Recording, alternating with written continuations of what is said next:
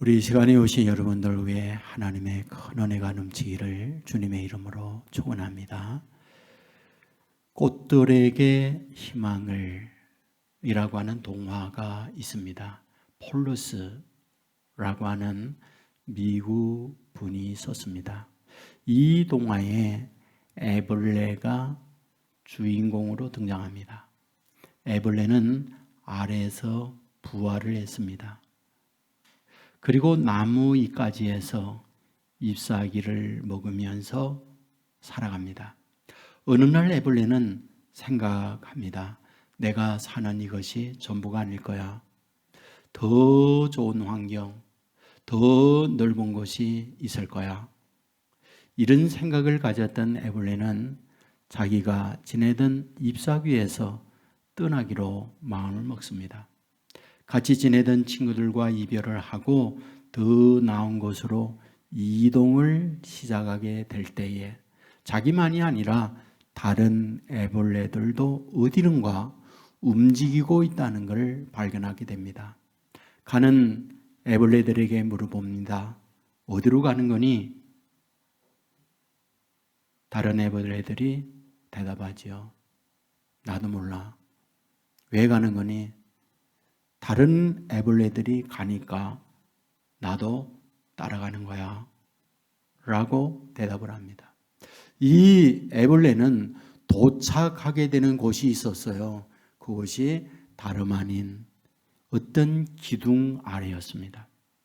어마어마한 애벌레들이 기둥 안에 모여들었습니다. 아비규환이었고 완전 아수라장이었습니다. 서로 간에 기둥을 타고 저 하늘 높이로 올라가고자 하는 것, 애벌레들의 소망이었습니다.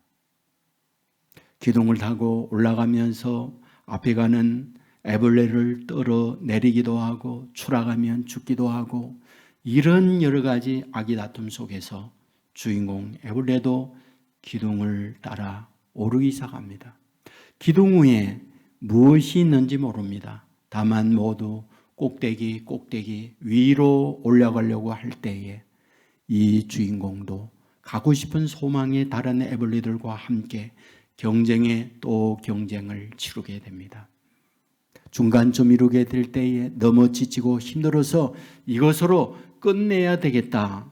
이러한 충동을 받기도 합니다. 그러나 여기까지 온 것이 너무 아깝기 때문에 애벌레는 계속해서 마지막까지 혼신을 다하여 정상에 기어이 오르게 됩니다. 이 애벌레는 정상에 이르렀을 때 너무 큰 실망을 합니다. 왜냐하면 아무것도 없었기 때문입니다. 허무의 기둥이었고 참으로 얻은 것이란 고통 그것밖에 없습니다.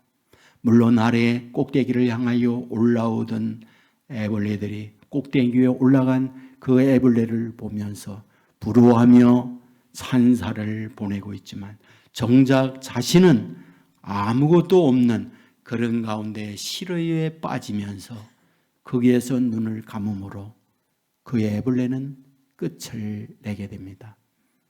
이 저자가 이 동화에서 말하려고 했던 것이 있었죠. 인간은 누구나 정상을 향하여 가는 존재라는 것. 그 정상 위에 너무 멋진 행복, 가장 이상적 파라다이스가 존재할 거야. 이런 기대를 누구나 다 갖고 있다는 거죠. 하지만 정작 어떠하다는 겁니까? 그곳에 이르렀을 때 아무것도 없는 허무라는 거죠. 여러분, 우리는 솔로몬의 지은 시, 지은 글을 잘 알고 있죠. 전도서입니다. 그의 꿈이 무엇입니까? 높은 권력이에요. 그는 권력을 가졌습니다. 그의 꿈이 무엇입니까? 어마어마한 재산, 돈이에요. 그걸 얻었습니다. 그의 꿈이 무엇입니까? 쾌락이에요. 그 모든 걸 얻었습니다. 그런데 전도서에서 그가 하는 말이 무엇입니까? 헛되고 헛되니 모든 것이 헛되도다. 이렇게 말하고 있죠. 자기 인생의 모든 어떤 성공의 꿈을 위하여 달려가지만 그 얻어진 그 인생의 결과란 무엇입니까? 헛되고 헛되니 모든 것이 헛되다. 이런 고백을 하고 있는 거죠. 사랑하는 여러분, 저는 여러분에게 오늘 이 시간 드리고자 하는 말씀이 있습니다. 저와 여러분이 무언가 움직이게 만듭니다. 움직이게 만든다는 것은 내가 얻고자 하는 어떤 가치가 있기 때문에 저와 여러분들로 하여금 움직이게 만듭니다. 그런데 그것이 진정한 인생의 만족, 그것이 진정한 인생의 행복, 그것이 진정한 인생의 가치를 가져다 주는 것이냐, 무엇이 나로 하여금 그런 것들을 움직이게 만들고 있느냐, 이런 부분에 대한 말씀을 드리고 싶은 거죠. 여러분, 오늘 본문은 이 부분을 우리에게 말씀해 주고 있습니다. 바울이 로마인 교인들에게 편지를 보냅니다. 머릿말에서 바울이 반복해서 말씀하고자 하는 게 있어요. 예수 그리스도입니다. 1절에 보면 예수 그리스도의 종 바울은, 2절에 보면 이 복음은 하나님이 선지자들을 통하여 그의 아들에 관하여, 그의 아들 예수 그리스도를 말합니다. 3절에 보면 그의 아들에 관하여 예수 그리스도를 말합니다. 4절에 보면 하나님의 아들로 선포되었으니 하나님의 아들 예수 그리스도를 말합니다. 6절에 보면 너희도 그들 중에서 예수 그리스도의 그스로 예수 그리스도를 말합니다. 7절에 보면 우리 아버지와 주 예수 그리스도로부터 말하고 있습니다. 자, 그렇다면 바울이 로마에 있는 교인들에게 편지를 보내며 머릿말 시작을 하면서 예수 그리스도 반복적인 말을 하는 이유가 무엇일까요? 내 편지의 중심은 예수 그리스도다라는 것을 머릿말에서 분명히 하고 있죠. 자, 우리는 여기에서 예수님을 소개하면서 예수님이 어떤 분이라고 말씀을 하고 있는 걸까요? 제일 먼저 바울은 로마에 있는 교인들에게 예수님을 소개하면서 구약에 예언되었던 메시아가 예수님이다라는 말씀을 하고 있어요. 2절 말씀에 보면 이 복음은 하나님이 선지자들을 통하여 그의 아들에 관하여 성경에 미리 약속하신 것이다, 이렇게 말하고 있어요. 여러분, 선지자들을 통하여 하나님이 미리 성경에 약속한 것, 여기에서 말하고 있는 성경, 어떤 성경일까요? 그건 구약이에요. 구약에 미리 약속을 했어요. 무엇을 말합니까? 인류의 구원은 예수 그리스도다. 메시아를 보내게 되는데 그 메시아가 예수님이시다. 이 부분을 미리 예언을 한 거죠. 그런데 그 예언한 분이 예수님 맞다라는 걸 얘기해요. 두 번째, 예수님이 어떤 분이라고 말합니까? 다윗의 혈통에서 나신 분이라는 걸 말해요. 본문 3절에 보면 그의 아들에 관하여 말하면 육신으로는 다윗의 혈통에서 나셨고 라고 말해요. 왜 다윗의 혈통의 문제를 말합니까? 메시아가 올 때에 다윗의 혈통으로 난다, 이거를 미리 예언을 했거든요. 그러므로 그 예언했던 메시아가 다윗의 혈통으로 오셨는데 그분이 예수님이다 라고 말해요. 세 번째로 예수님이 어떤 분이라고 말합니까? 예수님은 부활하신 분이다 라고 말해요. 본문 4절에 보면 성결의 영으로는 죽은 자들 가운데서 부활하사 능력으로 하나님의 아들로 선포되셨으니 곧 우리 주 예수 그리스도시니라. 우리가 믿는 예수, 그분은 십자가에 돌아가셨다. 그러나 거기에서 사흘 만에 부활하신 분이다. 부활하신 예수님을 얘기해요. 자, 이와 같이 서신서 앞부분에서 예수님이 이런 분이라고 말하면서 매우 중요한 부분을 이어서 말하고 있습니다. 그것이 4절에 보면 우리 주라고 해요. 7절에 보면 주 예수 그리스도로부터라고 해요. 여기에 주 반복해서 말하고 있습니다. 예수님이 무엇인가? 주님이다라는 부분을 얘기해요. 여기에 주라는 말은 큐리오스, 라는 단어를 쓰고 있어요. 그런데 이 큐리오스라고 하는 단어는 아무나에게 붙여지는 호칭이 아니에요. 구별된 분만 붙여지는 이름이에요. 당시 로마 지배 아래에 있었기 때문에 큐리오스, 주님이라고 하는 이 호칭은 황제에게만 붙여지는 이름이었어요. 북한에 가면 김정은을 주석이라고 합니다. 주석이라고 하는 이 호칭은 누구나 당신도 주석, 당신도 주석, 이런 주석의 호칭을 쓸 수가 없어요. 오로지 김정은에게만 주석이라는 호칭을 쓰게 되어 있어요. 마찬가지입니다. 큐리오스라고 하는 이 단어는 누구나 다 쓰는 게 아니에요. 로마의 황제만 이 호칭을 쓰도록 되어 있어요. 중국에 가면 황제를 천자라고 불렀어요. 하늘의 아들이란 말이죠. 누구나 다 황제를 가르쳐서 천자라고 할 때에 모두에게 당신도 천자, 당신도 천자라고 그 호칭을 붙일 수가 없는 것과 맥을 같이 하는 거예요. 여러분, 그런데 지금 누구에게 편지 보냅니까? 로마에 있는 교인들에게 편지 보냅니다. 그러면 로마에는 누가 있습니까? 바로 황제가 있어요. 황제만이 누구?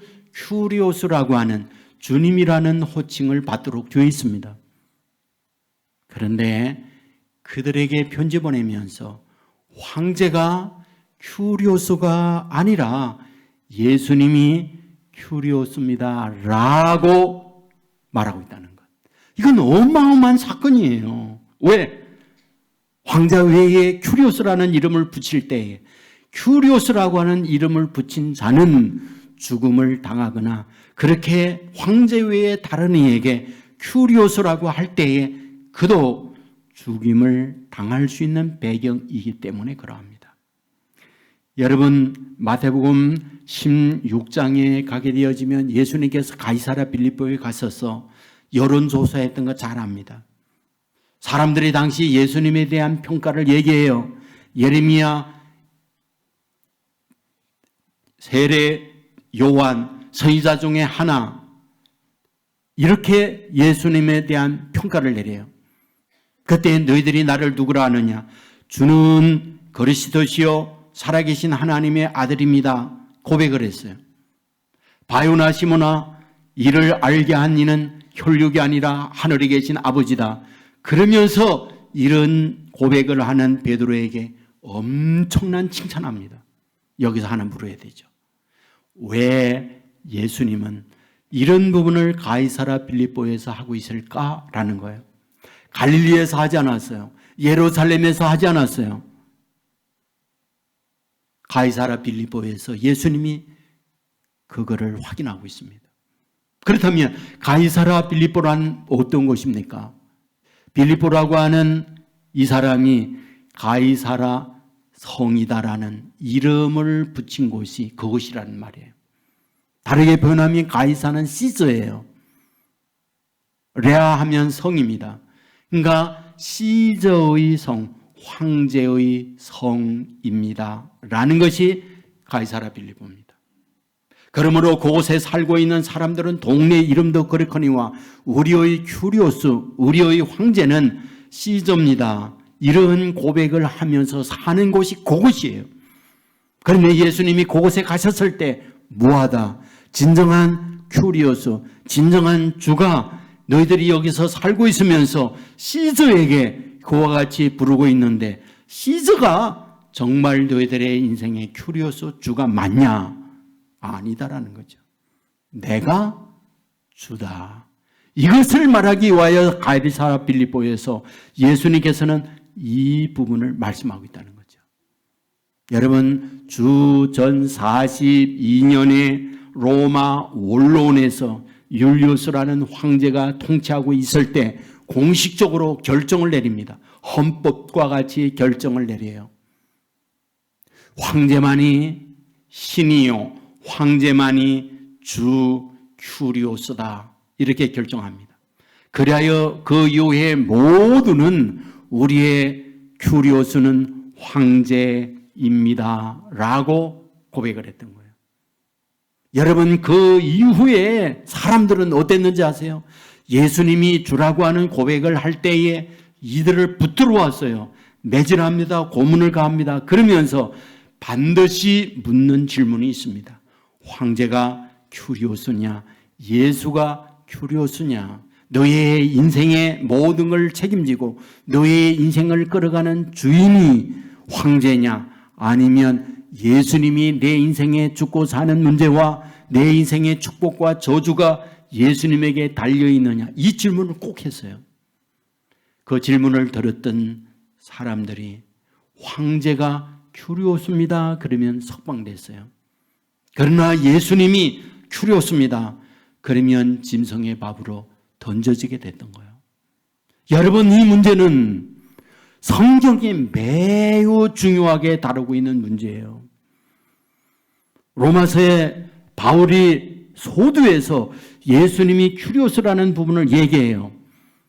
그리고 로마서 10장 9절에 가면 내가 만일 입으로 예수님을 주라 시인하면 구원을 얻으리라고 이야기를 합니다. 너무 중요하니까 이 부분을 얘기해요. 사도행전 2장에 가면 베드로가 첫 설교하는 내용이 나옵니다. 여러분, 베드로가 설교한 동기가 있어요. 오순절 아래 성령이 임합니다. 성령이 임함으로 성령의 말하기 하심 따라 말을 해요. 방언이었습니다. 방언은 자기의 의사와 관계없이 성령의 말하기 하심 따라 혀 꼬부라진 소리를 하게 되죠. 이 소리를 들었던 당시에 주변에 있는 사람들이 술 취해서 술 취한 소리로 혀 꼬부라진 소리를 한다고 비난과 조롱을 퍼붓습니다. 그때에 베드로가 나서서 조롱하는 그들을 향하여 외치게 되죠. 지금 시간이 몇 시냐? 3시다, 3시. 3시면 지금의 오전 9시예요. 9시부터 오전에 술 취하여 혀꼬부라져 사는 사람을 보았느냐? 아니다. 저들이 혀꼬부라진 소리 방언을 하는 것은 일찍이 요엘 선지를 통하여 말세에 성령이 임하게 될 것이고 성령이 임하면 그 성령은 사람들로 하여금 성령의 말하게 하심 따라 말하게 한다라고 예언했다. 그 예언이 지금 오늘 우리에게 이루어졌다. 설교를 그와 같이 합니다. 두 번째 설교 내용이 있습니다. 너희가 죽인 예수 그리스도는 3일 만에 부활하셨다. 살아나신 분이시다. 설교 내용의 부활을 얘기해요. 세 번째 설교를 해요. 그게 사도행전 2장 36절입니다. 너희가 십자가에 못 박은 이 예수를 하나님이 주와 그리스도가 되게 하셨느니라. 굉장한 의미예요. 첫 설교를 하면서 너희가 못 박은 예수를 하나님이 주 큐리오스가 되게 했다. 그리고 그리스도 구약에 예언했던 메시아가 되게 하셨다. 그걸 얘기해요. 그것이 얼마나 중요하면 당시 베드로가 첫 설교를 하면서 이 부분을 얘기합니까? 예루살렘에서 설교를 하면서 그 얘기예요. 예수님은 큐리오스다. 예수님은 메시아다. 그 부분을 얘기합니다. 여러분, 고린도에 있는 교인들에게 바울이 편지를 보내면서 고린도전서 12장 3절에 이렇게 말하죠. 하나님의 영으로 말하는 자는 누구든지 예수를 저주할 자라 하지 아니하고 또 성령으로 아니하고는 누구든지 예수를 주라 할 수 없나니라. 예수님이 주, 예수님이 큐리오스입니다 라고 하는 것은 성령께서 감동을 주어야 그 감동으로 예수님이 내 인생의 주인입니다, 내 인생의 큐리오스입니다 라는 고백을 할 수 있다라고 말하는 거예요. 그것이 얼마나 중요하면 이와 같이 강조 또 강조를 하고 있는 걸까요? 묻습니다. 왜 예수님이 큐리오스입니다, 왜 예수님이 주인입니다 라고 하는 이 고백이 중요한 걸까요? 왜 이렇게 중요한 겁니까? 바로 그 고백에 따라 내 인생의 미래가 결정되기 때문에 그러하다는 겁니다. 여러분, 애벌레들이 열심히 어디론가 갔어요. 기둥 아래 모여들었습니다. 아비구환이었습니다. 모두가 다 정상에 오르기 위하여 그곳에 떼거리로 몰려들었어요.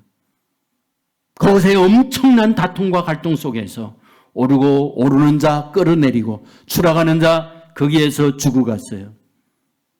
그것이 그들의 삶을 끌어가는 이유였어요. 기둥 꼭대기에 오르고자 하는 것. 무엇입니까? 내가 내 주인으로 삼고 있는 것에 의하여 내 행동이 결정된다는 거예요. 어디로 가야 할지, 무엇을 해야 할지 이것이 결정된다는 거예요. 그러니까 내가 주인으로 섬기고 있는 것이 무엇이냐?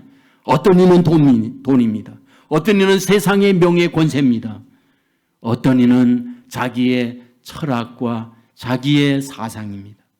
그런데 오늘 본문에서 우리에게 뭘 말합니까? 예수님이 주인이 될 때에 주인 되는 예수님이 우리에게 요구하는 대로 뭐다?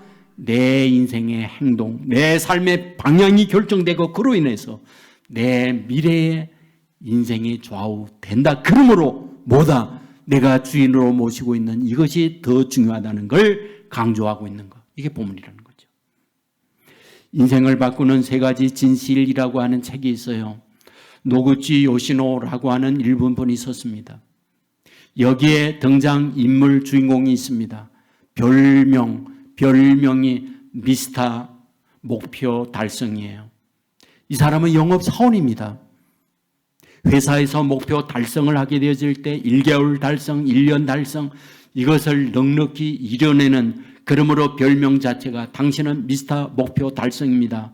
이런 별명을 갖고 있어요. 그는 후에 자기 비즈니스를 위하여 회사의 사표를 내고 사업을 시작했어요. 역시 그의 안에 목표 달성이 그의 인생의 목표입니다.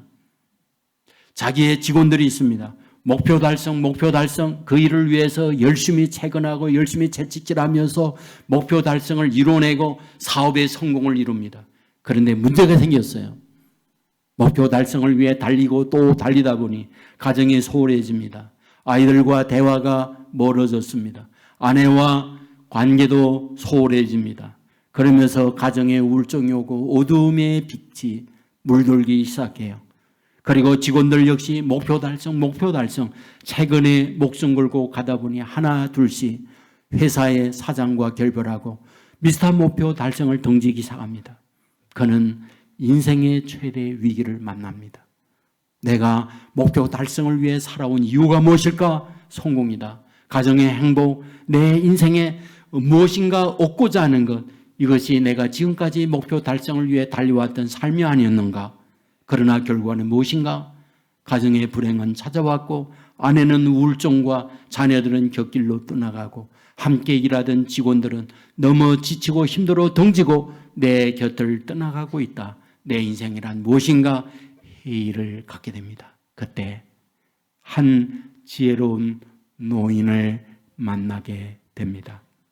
그 노인은 미스터 달성이라고 하는 이 사람에게 세 가지 인생의 진실을 알려주게 됩니다. 첫째 진실은 인간은 육체만으로 사는 것이 아니다라는 걸 알려줘요. 인생은 육체의 충족만 얻고 사는 존재가 아니다.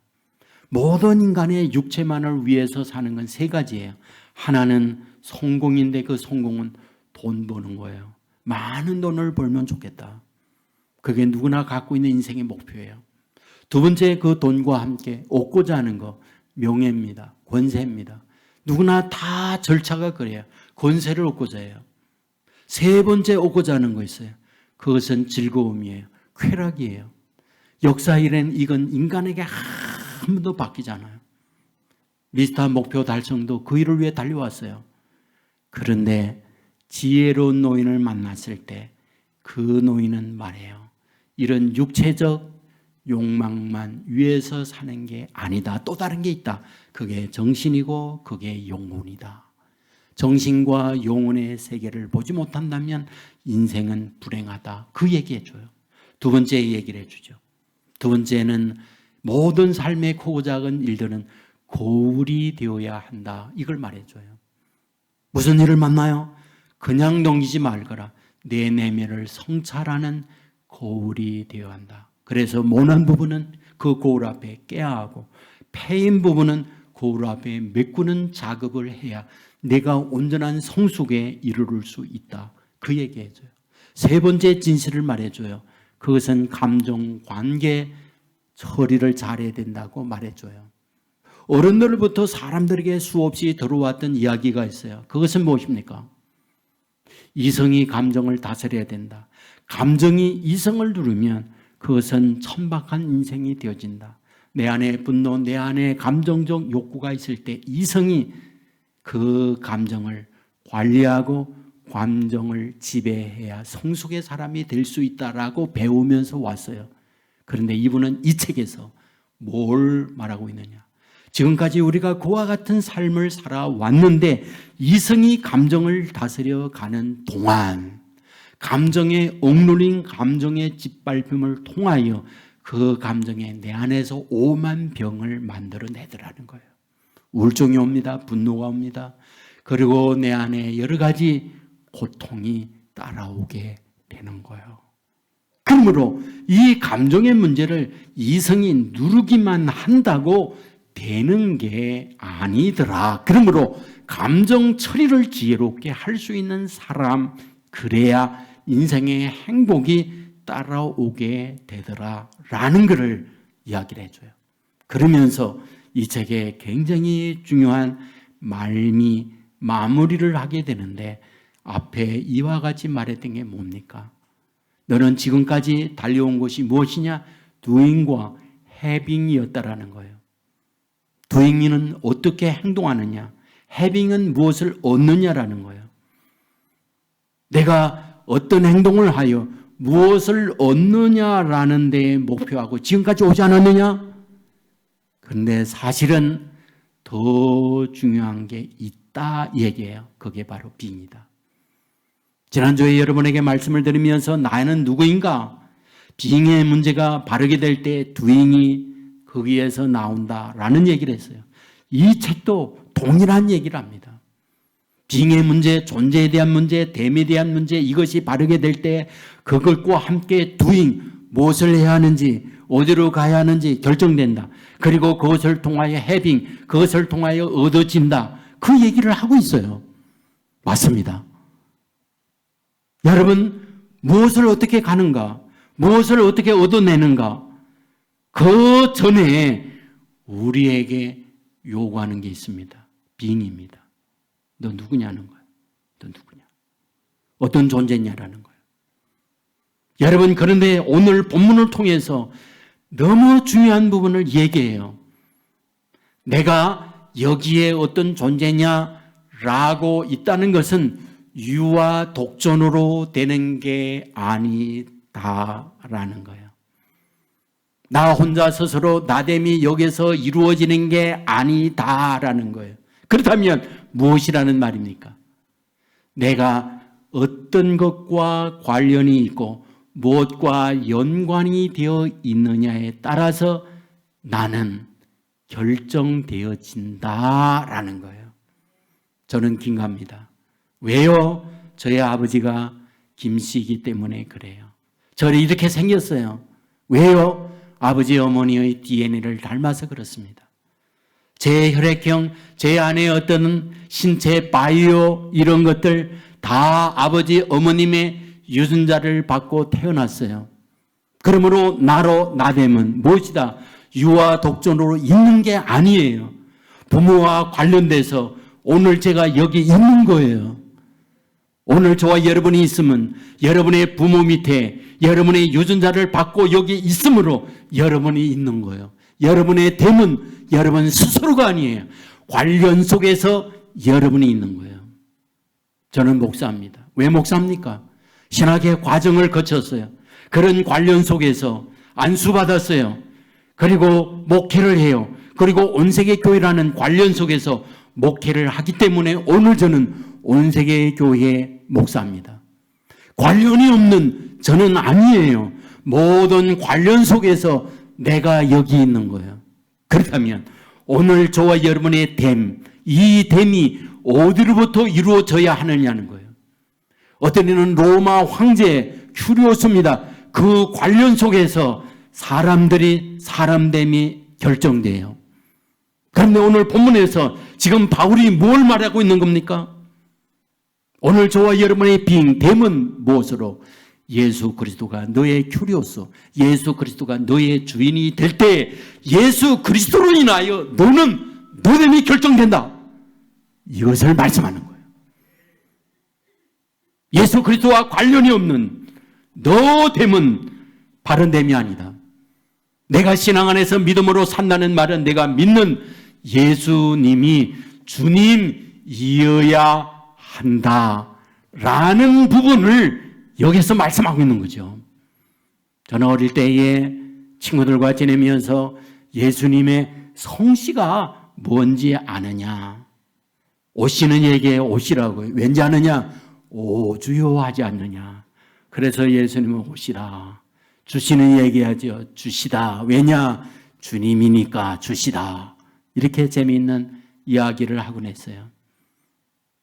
여러분, 예수님이 주님이다라는 말은 나됨, 주님과 연관된, 관계된 나됨은 뭐라는 말입니까?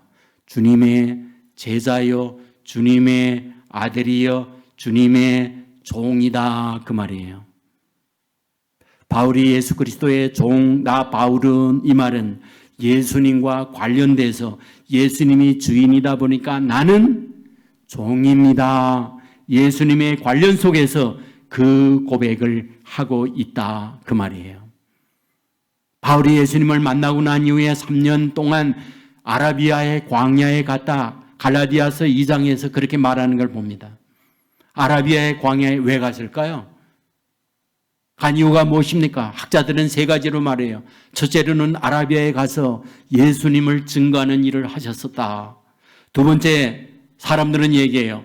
당시 유대교에 있던 바울이 예수교로 개종을 하게 되었을 때에 유대교에 있는 사람들이 바울을 죽이려고 했다. 그러므로 도망 피신에 있었다. 세 번째 얘기예요. 아라비아에 갔던 것은 그 안에 어릴 때부터 유대교의 사상, 유대교의 율법으로 가득 차 있으니까 그런 DNA를 빼는, 예수님이 나의 구원자입니다. 예수님이 나의 큐리오스입니다. 주님입니다. 이런 과정의 시간이 3년 동안 아라비아의 시간이었다. 이렇게 말을 합니다. 그것이 어떤 것이든 바울에게 매우 중요한 부분이 있어요. 그의 서신서에 보면 빼놓지 아니하고 말할 때마다 예수님이 큐리오스입니다. 주님입니다. 이 부분을 놓지 않고 있어요. 그렇다면 무엇을 말하고 있습니까? 그것 때문에 자기의 인생의 길이 결정돼요. 예수님이 주인이다 보니까 예수님을 위해서 사는 인생으로 바뀌어요. 로마의 법과 또한 유대교의 율법, 이거 다 정리하고 예수님이 원하고 예수님이 기뻐하는 일로 따라가는 사람으로 바뀌어졌던 걸 보게 됩니다. 저와 여러분 마찬가지예요.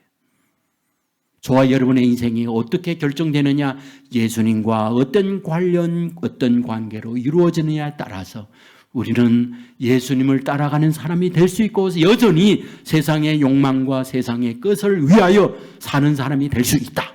그러므로 이 자리에 함께하고 있는 저와 여러분, 예수님이 나의 주님입니다 고백 속에 예수님을 따라 그 일로 가는 저와 여러분의 삶이 되기를 주의 이름으로 축원합니다. 그렇다면 예수님을 주인으로 모시고 살면 어떻게 됩니까? 그건 주인 되는 예수님이 저와 여러분을 정말 복되게 만들어줘요.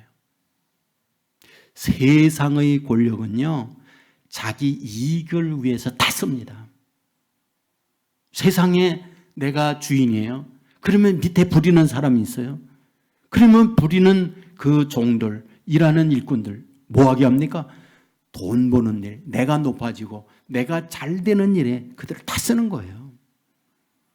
어느 날 사무엘에게 장로들이 왔습니다. 우리에게도 왕 세워주십시오.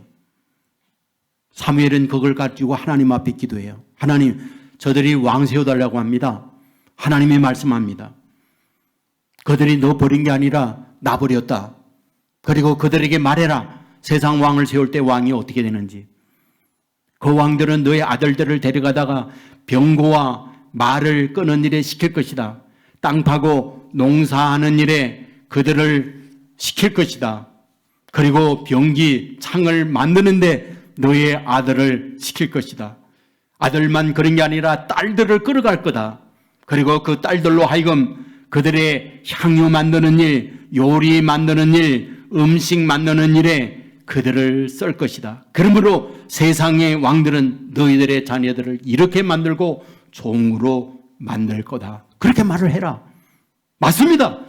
바로 세상의 권력이라고 하는 것은 누구나 다 그런 걸 얻게 되어졌을 때에 그들을 통하여 내가 높아지는 거예요. 내가 대우받는 거예요. 이익을 창출해내는 거예요.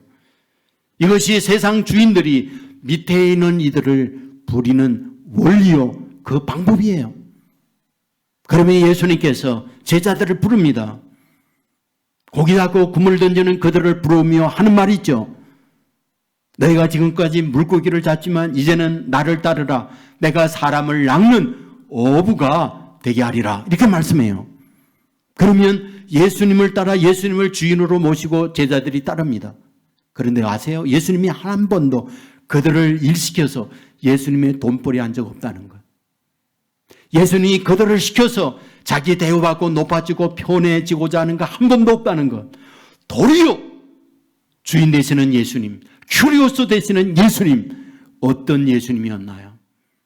데려갔다가 제자들의 발을 닦아주고 오히려 주인 되시는 예수님이 종이 되어서 종된 제자들을 높여주는 일을 했던 분, 그분이 예수님이라는 사실 믿으시기를 주의 이름으로 축원합니다.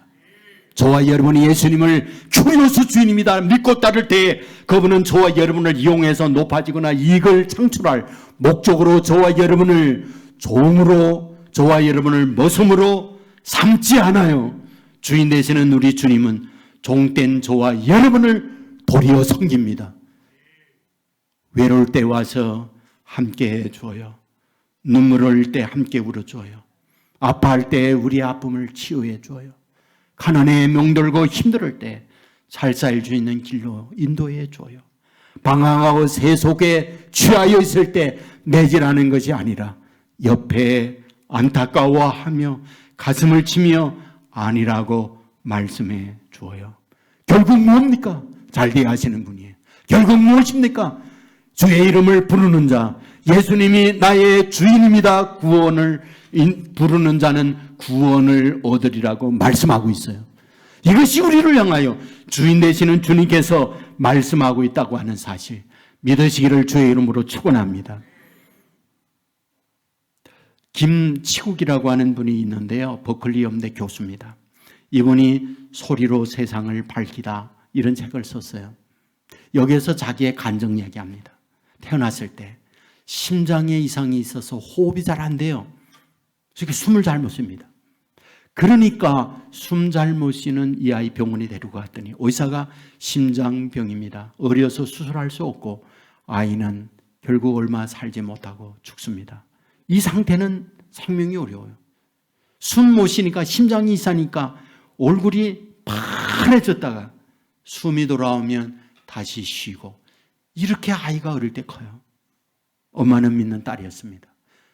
이 아이를 데리고 기도원에 올라가서 하나님 앞에 내어놓고 생명 하나님이 주지 않았습니까? 이렇게 줄 생명 데려가려고 나에게 아들로 주었습니까? 눈물을 흘리며 탄식하게 되어졌을 때에 4살까지 죽지 않고 살았어요. 아이가 어느 정도 컸을 때 의사가 심장 수술을 합니다. 성공적으로 이루어졌어요. 건강을 회복했어요. 그런데 후유증이 왔어요.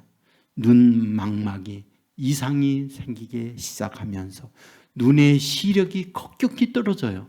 결국 17살이 되어졌을 때에는 완전히 빛조차도 분간할 수 없는 시력을 상실해버려요. 맹인이 되어버리고 말죠. 시각장애인이 되고 맙니다. 그런데 눈이 어두워지면서 남다른 귀, 남다른 청각이 어마어마하게 발달해요. 여러분 그거 아시죠? 시력을 잃으면 손이 눈이 된다는 것. 시력을 잃으면 귀가 눈이 된다는 것. 저는 실제로 보았어요. 여러분, 저희 앞집, 옆집에 딸 아이인데 시력을 잃은 딸이 있었어요. 어릴 때입니다. 아마도 제 기억에는 한 2-3살 정도 어렸어요. 당시 맹학교가 없기 때문에 학교 못 갔어요. 근데 제가 가면은 전혀 모르거든요. 그 발자국 소리만 듣고 딱 얘기해요. 용택이 오빠 왔구나 그래요. 신기했어요. 여러분, 김치국 이분은 정말 신기하게 청각이 탁월했어요. 그 청각과 함께 뭐다? 탁월한 창조성도 있어요. 그래서 버클리 음대에 가서 4년 동안 우수한 성적으로 공부를 합니다. 그리고 뉴욕 대학에서 또다시 공부를 하고 난 이후 버클리 음대에서 29살 때 탁월한 실력을 가지고 있는 분이다. 교수로 임용을 하게 됩니다. 교수 생활하면서 그곳에서 아름다운 여인도 만나고 가정도 이루었어요. 그리고 자기의 간정집을 써 내려간 거죠. 거기에서 이런 말을 합니다. 오늘 내가 여기 있으면 하나님 때문입니다. 하나님은 한 번도 내 곁을 떠난 적이 없습니다. 나는 시력을 잃었지만 하나님은 내 귀에 하나님이 청력을 탁월하게 만들어 주었습니다. 오늘의 여러 창조적 음악을 만들어 낼 수 있는 것은 나 자신이 아닙니다. 하나님이 나와 함께 했기 때문에 이것이 가능했습니다. 라고 하는 고백을 해요. 그러면서 매우 중요한 이야기 합니다. 이 땅 위에 최고의 음악이라면 그 음악은 무엇일까? 라고 하는 질문에 이렇게 말하죠. 어둠 가운데에 빛이 있으라. 빛을 만드신 그 하나님의 음성, 빛이 있으라고 하는 그 음성이야말로 세상의 최고의 음악이요 아름다운 소리입니다 라고 고백을 해요. 여러분, 그가 그와 같이 할 수 있었던 이유가 뭘까요? 역시 그런 장애를 입고 아픔이 왜 없었겠어요? 그런 장애 앞에 얼마나 힘들었겠어요? 하지만 그의 인생에 하나님이 내 인생의 주인이다. 나는 알 수 없지만 이런 가운데 또 다른 하나님의 창조와 하나님의 세계를 노래하고자 하는 하나님의 의도가 이 안에 담겨 있다는 사실을 예수님이 주인이라고 모시고 살면서 그와 같은 믿음을 갖고 있었기 때문에 그런 인생을 살도록 만들어 주었다는 고백인 거죠. 저와 여러분도 마찬가지입니다. 나를 이끌어가는 주인이 누구냐는 거예요. 그런데 이 시간 여러분에게 매우 중요한 질문을 하나 던지고 싶어요. 그게 뭡니까? 예수님이 나의 주인이라고 모시고 산다면 그 증거가 무엇이냐는 거예요. 예수님이 나의 큐리오스입니다 라고 믿고 산다면 그 증명, 그 증거가 어떤 것이냐라는 거예요. 앞에서 말씀드렸어요. 예수님이 큐리오스 주인이라면 나는 그 앞에 하인이고 종이라고. 하인과 종은 뭡니까? 주인의 말을 따르는 거예요. 그것이 주인된, 내가 주인으로 모시고 사는 그분의 예의요 종된 자의 태도예요. 그렇다면 무엇입니까? 오늘 주인 큐리오스 되시는 예수님이 저와 여러분에게 하신 말씀이 있어요. 그 말씀을 아멘으로 믿고 따라가게 되어질 때 무엇이다? 예수님이 나의 주인입니다 라는 증명이라는 거예요. 놀라운 게 뭔지 아십니까? 이와 같이 예수님이 주인이 돼서 저와 여러분에게 하시는 말씀을 아멘하고 믿고 따를 때 성경은 저와 여러분에게 뭘 말합니까? 말씀대로 될지어다라고 말한다는 거예요. 그 말씀은 저와 여러분에게 무거운 짐이 아니에요. 주께서 저와 여러분에게 주시는 말씀은 잘 되는 말씀이에요. 말씀을 믿고 따르는 자에게 구원이 있어요. 말씀을 믿고 따르는 자에게 홍해가 갈라지는 역사가 있어요. 말씀을 믿고 따르는 자에게 여리고성이 무너져 내리는 역사가 있어요. 이것이 우리에게 주시는 주인 되신 예수님이 주시는 말씀이에요. 그러므로 그 말씀을 믿고 그 말씀에 순종하고 감으로 말미암아 말씀대로 될지어다 이런 복을 얻는 저와 여러분의 삶이 되기를 주의 이름으로 축원합니다. 우리 모두 자리에서 일어나겠습니다.